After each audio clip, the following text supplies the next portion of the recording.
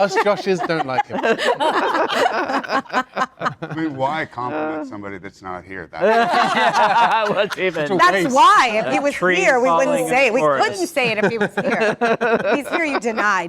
Yeah, deny. Daniel's okay. He'll never. Yeah. say But Yeah.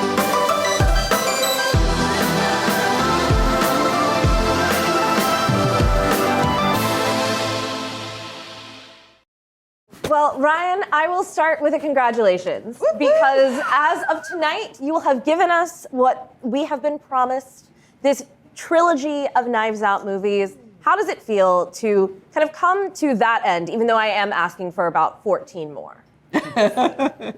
I mean, like, it's especially being here, specifically in Toronto, where we've premiered all the movies.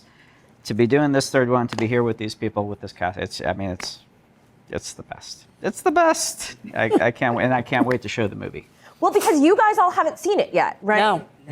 No. Okay. I feel nervous, like excitement, accusatory in that no. It's a lot of weight. at this point. Was this the energy they were giving you all the time, Ryan? Well, but at the same time, for them to get to see it for the first, for you guys to get to see it for the first time with this all together and with this crowd and with the Toronto crowd, I mean that I've been looking forward to this. Yeah, You get used to a certain thing too. You get used to seeing movies early and early cuts and all that kind of stuff. So by the time you see it with an audience, you're already there, kind of like he is right now. So now we're purely an audience at this point, Which is great. We never get to do that. And it's also, you mentioned the together. It seems like this cast has really become your own organism, your own something, your own family. I never know the right word. I like that. Your own organism. How was it? What was the bonding that happened between all of you? Where was it gameplay? Was it like, what was the thing that bonded you all together? Well, I don't know about you guys. One of the first things I heard about these movies was this kind of ensemble, it's collective legendary. experience. Yeah, exactly. There's like, I think on purpose, right? You and Ram and Daniel have created this feeling of like, it's like doing a play. You know, we were all together all of the time, playing games, and like no one was going off to their trailer. And I don't even know if we had trailers. Like, did I? No, it's deep in the woods. No. The reason I know we did is because it was the nicest trailer I've ever And you never spent any time in it. Still didn't go. I was only there to change into my costume. Otherwise, in between every setup, we were together on these But little we had this couches collective in this room. thing with remember the air conditioning with the hoses that were literally this far and from the your tiny face? fridge that had all the drinks for everybody. Bad food. It was great. This is the second time I've heard about this air conditioner with the snake hose. There was. Is it a character Several in the movie? snake hoses, I have by the some way. great It wasn't pictures. just one. I'll tell you what But it one is. was always on Andrew while he was sleeping. What it is like we shot in England. We don't really understand air conditioning. we get like one hot day a year. It just so happened when we were filming, we had like 4. It's blazing, blazing hot. Yeah, But that was like that's the extent of our summer. So air conditioning is like a rare. It's like we never see it. So we invented this ugly thing. It really was only for Andrew Scott. You were prodding it. What is this what is this strange devilish magic? contraption? I do now understand that Andrew's naps are quite legendary. Truly. Is it a 15-minute? Is it an hour? It's whatever. There's you no naps? limit. Depends on There's no what. limit. Yeah, how long we're in the trailer for. It's however long we're in the trailer Yeah, for. don't put a ceiling on it. But he was drawing too, so he would either be quietly drawing or he would be. And he's a Well, phenomenal he's- visual artist. He's Yes, an he is. incredible visual artist. Yeah. I didn't know, but he got into a major art school the same day he got into drama school. Wow. Could have gone Fork either in the way. road. He should have chosen the art. I Wrong way. know. Wrong way. Well, one Waste could his say he did still choose art. I feel like you are all Yeah. artists on this couch here today. True. Ish. Some of us. Some days more arty than others. Ryan, what is it about the name Josh that automatically makes you think a man of the cloth? It's true. We have two I mean, Joshes, it's and they're like- both priests. Yeah. You're right. Yeah, yeah. Nothing. Both of them. Well, except Joshua, which we've talked There's about a yesterday. Joshua in the Bible. Also, they were Joshua both and available. Caleb. Yeah, they were both Both available. That was it. They said yes. He went to to the everybody answer. else first. Yeah. Was it a last name thing? How did you know when you were giving a note to each Josh? What was your? That was actually because you guys have scenes together, and it was a little bit of a Hey, Josh. Yeah. Yeah. And I think Yeah. what did we end up doing? I feel like I went with We did do JB. something. Yeah, I did JB. Yeah, you did JB for JB. you. That's Yeah, I right. did JB. Yeah. Well, okay, so I will ask you then this, each of you, or JB and Josh. J.O. Mm-hmm. J.O. Joe. What was it about this script and this idea of talking about faith and spirituality that interested you? Wow, did you just look at me? Did you just look at me? Throw it. Toss. Threw that one It was over. the his head. toss. In your lap. My Josh? wife had said something that I had forgotten, and it was about a year before. I said there was, not that anything was stale, but I felt like I was defaulting to some kind of technique and not being scared and not being challenged. And I said, you know what? I would love to play like a televangelist or something. Oh, wow. And I'd forgotten that I said that. And 8 months later, this gentleman called and said, "Would you like to do this?" And I don't know how truthful this is, but I don't even know if I read it. And I've only done that 2 or 3 times where I just said, "Yes, I'll do it." And it turned out to be some of the best writing that I've ever been involved with. But yeah, I think once you get into religious stuff, it gets, sharp.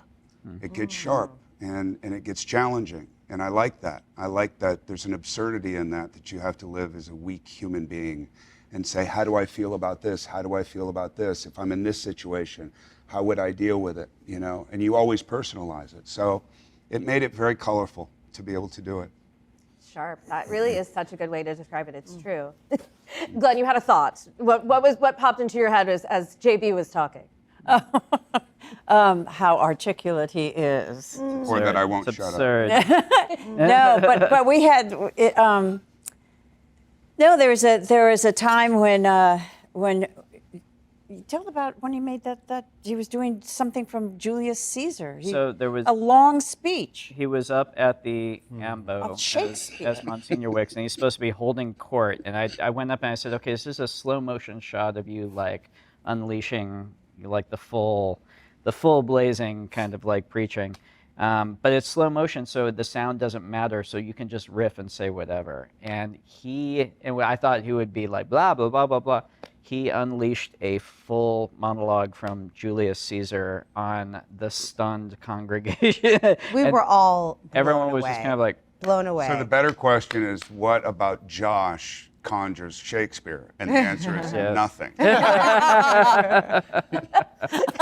It came from somewhere. yeah. It came from somewhere. I was so I'm impressed. sure a few was people impressive. could it have done the was same. very Yeah. impressive. It was fun. pretty It good. was fun. To do it for this audience was fun. Sure. That's And part Brits, of the the fun Brits, every yeah. day was that we were all working with people that we so admire and respect, and people were constantly surprising you with little tools from their toolbox that you'd never seen before, or just we've got to delight in each other's performance every day. It was so fun to be inspired in that way. by You each feel like other. you're starting at having to live up to a certain standard. Yeah, just And to then keep your place on the just to team. keep your place on the team. That's it. And then there's something about him, and he's so subtle about it because he's smoking his cigar in the morning, and he's very soft-spoken, and yet you always feel like you're having to live up to an expectation that you're not necessarily seeing on his face. Yet I always wanted to please, and that's a good feeling. You know what I mean? I don't know if he was ever pleased, but I think so. I think he is now. Not So. with you, I just Not with you. said not with most Josh. of Not with- them. Not with Josh. I Yeah. said no with Josh, not with You JB. could cut around. Yeah, I was like, Jay, did you ask to make Should have sure? been off doing Shakespeare somewhere. Well, Josh, same question to you. Exploring the faith and playing a man of the cloth in this one. Well, I'd played a priest before in an adaptation of Jane Austen's Emma, Mr. Elton, who's like one of my favorite literary priests. But so that was like, I'm always drawn to that. I like grew up in an Irish Catholic family and going to church, and it's like such a theatrical space anyway to sort of be in and be on the altar. But really, like, the thing that Brian and I talked about quite early on is this, and to dive back into some Shakespeare. So those like classic like two views of something, like as Edmund and Edgar do in King Lear, of like the dog eat dog versus the man of community and hope, and in the same way as like the God-fearing priest and the God-loving priest, that two people who believe in the same God can think so differently about that God, can think that this God is a punishing God, or in Judd's eyes that this God is a forgiving God and a loving God. You know, that's like an interesting, well, an amazing thing. And so it was like, I loved reading this as JB said, the script that's so beautifully put together. And, you know, Judd comes out from the beginning of the film with this beautiful enthusiasm, doesn't he? Of like, this is going to be the best job in the world. And then just to be slowly like crushed. I really like, was excited about that. And yeah, as everyone else has said, you know, coming on board, already knowing Daniel a little bit, but and Andrew was already a friend of mine, but kind of seeing as these like incredible, like idols of mine would just drop into the cast and drop in, and you're like, it was crazy. Every day you're like, oh, and Glenn Close has turned up. Like, Kerry Washington's here now. It was mind blowing. So yeah, that was the reason. Yeah, Kerry, you kind of brought up that point before, like, and I was thinking, you know, obviously there are some folks that you guys already knew. There were already like pre-existing relationships between this cast, and then there are people that you dreamed of working with. What was that experience like for you? Who did you already know? I'd already known Glenn. I'd already known JB. I think the person I was most nervous about in some way, because I'm a super fan, is Andrew, which I would never admit outside of this room. But I really just knew that being a part of this team was going to be a gift. And it far surpassed my hopes and expectations.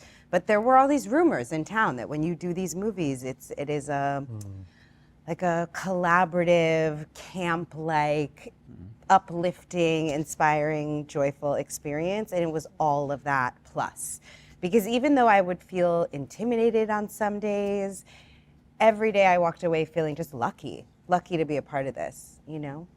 Glenn, what was your favorite part of camp? Oh my gosh, hanging out. Yeah. We just hung out. We laughed a lot. I remember we did a whole thing about that horrible candy that you all loved. Oh, God. yeah. Percy Pig. Videos of that. Percy Pig. Video of that. Jeremy Oh my Renner. Yes. Kerry had her dog, I had my dog, so they added a lot of comedy and fun to it.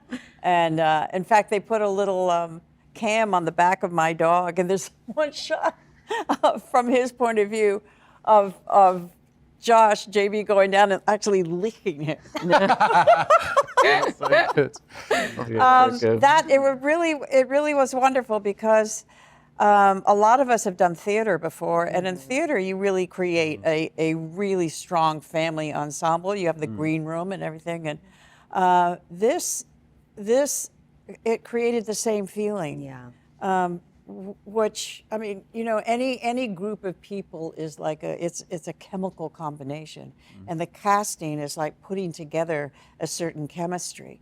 And I thought, you know, there was all the different elements that went into the chemistry of this company, starting with our, you know, inspired director. It was, you know, again, I think people came out of themselves in a way that maybe Yeah. they hadn't before, and you establish a trust and a love that makes it you know, what you demand of yourself to try to fulfill, you know, the script and the moment. You feel incredibly supported in that, you know. I have to say also, Ryan is a tremendous leader, because he does lead with such a gentle touch. And I think that Daniel deserves a ton of credit as well. He is an extraordinary number one. His work ethic is so you can't come in underprepared because he has more to do than any of us, and he's always prepared, always clear, always kind, so generous. So with these two at the helm, it's like you're never gonna have a bad day. We JP, didn't, we didn't like You him. don't agree? Yeah, we guys like You don't agree? We don't, us Joshes don't like him. I mean, why compliment somebody that's not here? What's even? That's why. If he was Trees here, we falling wouldn't in say it. We forest. couldn't say it if he was here. He's here, you deny. Yeah, deny. Daniel's okay. He'll never. Yeah. say But that. Yeah. It's okay. Yeah. he's actually he's watching. He's No. about- And I love him right here. You can't Then it's force opposite day. the communal love that turned out to be this cast. You That's can't. true. You can't. Usually have trailers and this and egos and this and I even came in late, and I was You like, did. oh, You were that's late. like they were. I was late. I was late. We were waiting. And they had already created this amazing, and I was like, this is not going to be good for me, Did you haze him? It was no, they didn't. No, it was like those, those didn't. kind kindergarten classes when the new kid comes from out of town and everybody's like, we're so happy you're here. Yeah. Like that was the dynamic. Sorry, can I also That just was. say, the new kid was Josh Brolin. Wasn't it awkward? They kind of came in like this, We're like, dude, and they go, come on, it's okay. Nobody was you. It's true. Well, Ryan, your leadership also extends to the presentation of this film. You have really advocated for this movie, as you did for Glass Onion, to be a theatrical release. You guys are getting 2 weeks before the film comes to streaming. What did it entail to kind of make this happen, and what does it feel like that the film will be on big screens? I'm really psyched for audiences to see this movie, and also I'll just in terms of the community, I'll just to throw it back to these guys. I mean, I think that it's the wonderful thing about putting together the cast for this movie. It is to some degree, in one ways, I feel like we've gotten really lucky to have such a wonderful group that did gel. And another way, though, it's kind of a self-selecting process because anyone who is genuinely excited to get on board for an ensemble, I think, is going to have that true spirit that I think the best actors have of thriving off of a true ensemble and really enjoying other actors and enjoying that community and thriving off of it. And so I think it in some ways, it kind of, if someone is excited about joining that party, that's gonna it's gonna lead to that kind of vibe. I only feel really comfortable with my own people. I call us all the alien nation because I think in ways we're alien. I think we're covered with more antennae that others might have, and so for somebody who's not hugely social in my private life, to be so at home and in love with a group of people meant a tremendous amount to me. And literally at home. Like, we slept in each other's houses while we were filming.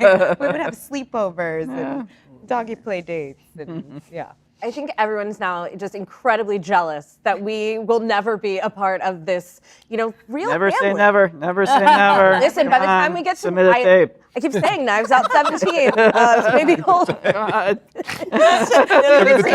Angelique, you can read. Lightning dubs. Okay, well, listen, if you're accepting auditions, we will all send it in. Yeah, sure.